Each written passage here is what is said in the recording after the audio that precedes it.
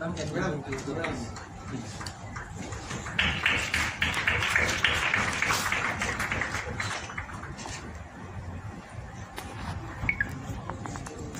And a student.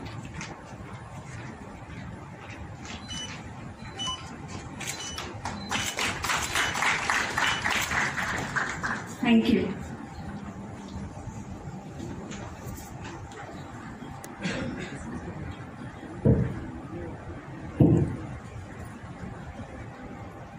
And also now we'll be calling upon Bharat Shah and Anita Shah, who are seated here, and as they have collaborated together to bring about a beautiful book, and for which we have gathered here today, a bouquet for them as well, please.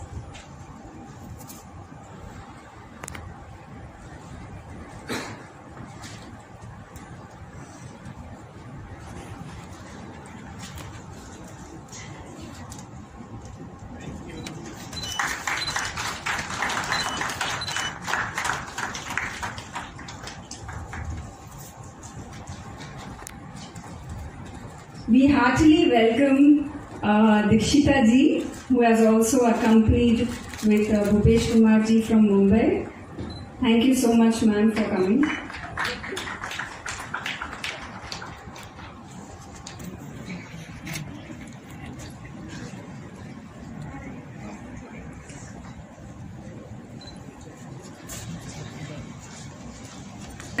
And inaugurate the event. One minute. Done, I think. No.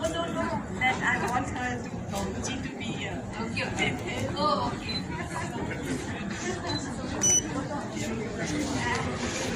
Anita, Fantastic. Anita, give it to Anita. Give that book to Anita.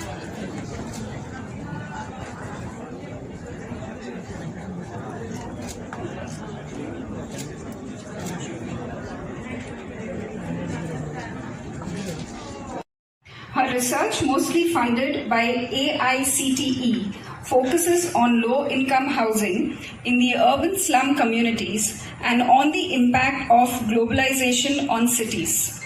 She is currently the Vice Chancellor of the university for the second term and has been involved in academic administration in various capacities.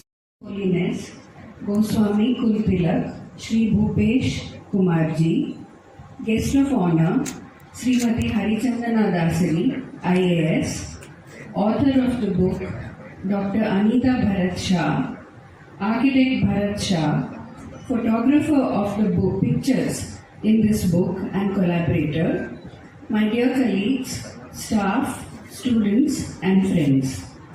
We are gathered here for the launch of a unique book which culminated after 7 years of dedicated research by the author.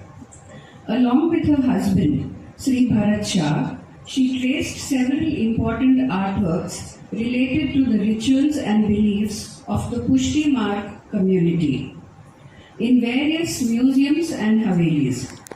In this beautiful publication, of which I was lucky to have a preview, I realized it is not just one more coffee table book published on art. It connects in a deep and emotional way from the personal experience of the author as a member of the community who is also a qualified museologist. The background of the Bhakti movement is traced evocatively, describing the pillaging of temples, persecutions and atrocities.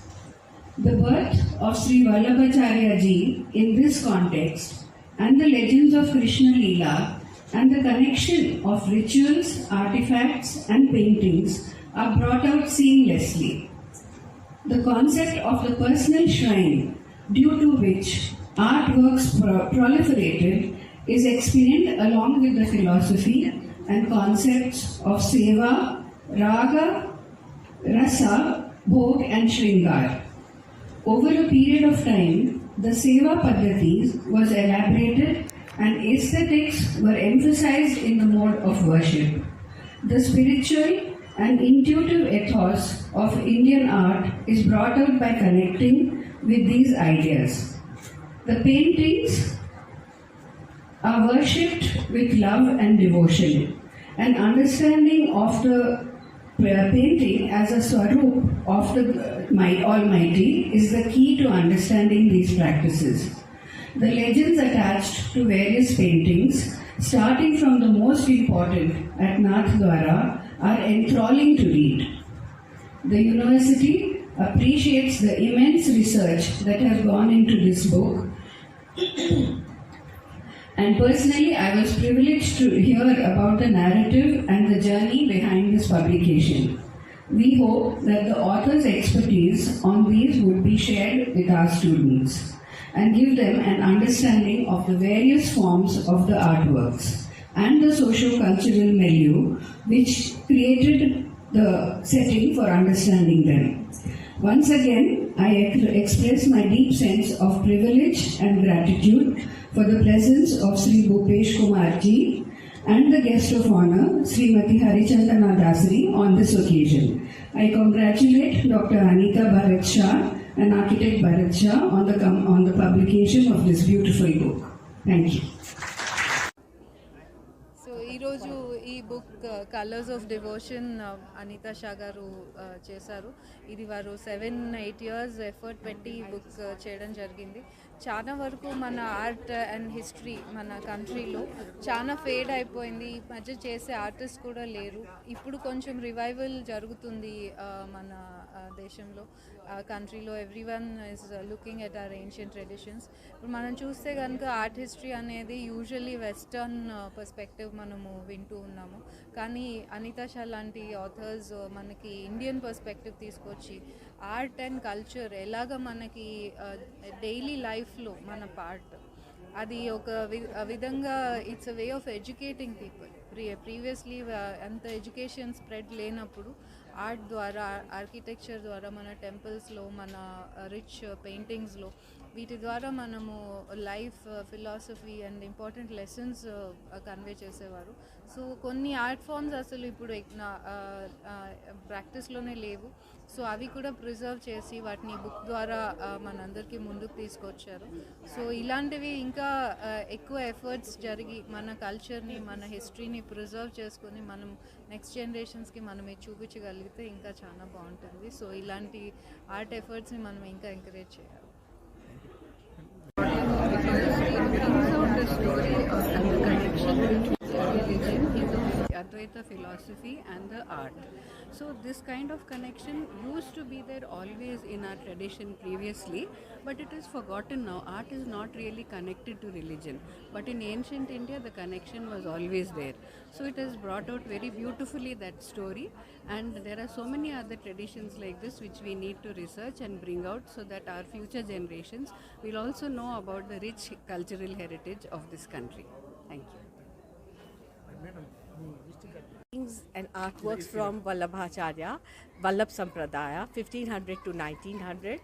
It took 7 years to research, extensive research, to write this book. It's an academic book that, and also for the devotees as well as for art historians, museums, museum professionals, and even libraries.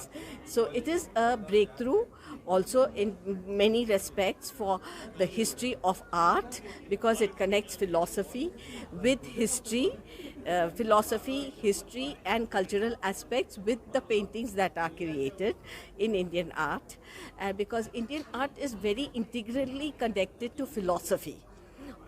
That is expressed in the Shastras, and this book specifically connects Vallabha's philosophy with paintings. So as expressed in Subodhini and other many other books or treatises written by Vallabhacharya. So and it has traced the genealogy of the Bhagavad Puran, which is the most important pre-Mughal manuscript, because it has it dates it also properly to 1520, and also shows that it came from a Pushtimark family. It was commissioned by a Pushtimark family in 1520, and as it is, why is it important? Because it has influence for the next 5 centuries Indian art history, Indian style of painting. And also it shows, because Vallabhacharya was a Velnadu Telugu Brahmin who propagated in the north. So he has so many devotees traveled south and settled in Hyderabad, Deccan. So these people were not only they were bankers, jewelers, they were bankers to the Nizams, and they also politically controlled the political situation in Hyderabad. They were bankers to the Nizam. So that way also, and they were great devotees. So they have commissioned and patronized kalamkari artists, which are now in museums all over the world, and golden pitchwise. These kalamkari pitchwise come from the very few there are that come from the Coromandel coast and from 1700s to 1860s, the kalamkari pitchwise, and they are regarded as the high art, and they are in very big museums all over the world, and the golden pitchwise, which are also dispersed now all over the world. The golden pitchwise were commissioned in the workshops here in Hyderabad.